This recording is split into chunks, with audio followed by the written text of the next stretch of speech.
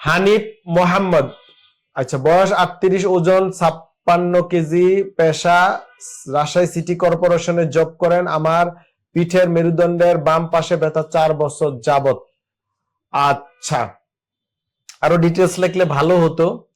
মেরুদণ্ডের পিছনে ব্যথা বাম পাশে, অনেক সময় ওখানে সাইক্রোআইলাইটিস হতে পারে, পিএলআইডি থেকে হতে পারে, মাসেল পুল থেকে হতে পারে।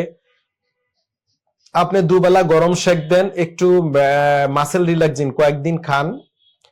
টলপেরিসন হাইড্রোক্লোরাইড, টলপেরিসন 50 mg বিডি একটা করে 7 দিন, আর মিকোবেলামিন 0.5 mg একটা করে দুবেলা 1 মাস খান। আমার ইউটিউব ফেসবুকে গিয়ে কোমর ব্যথার ব্যায়ামগুলো করেন।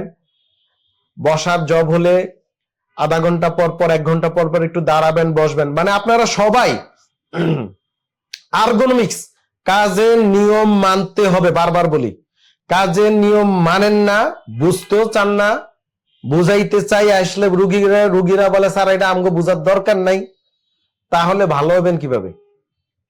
ডিপিআরস লিমিটেড, আস্থা, বিশ্বাস ও নির্ভরতায় অবিচল।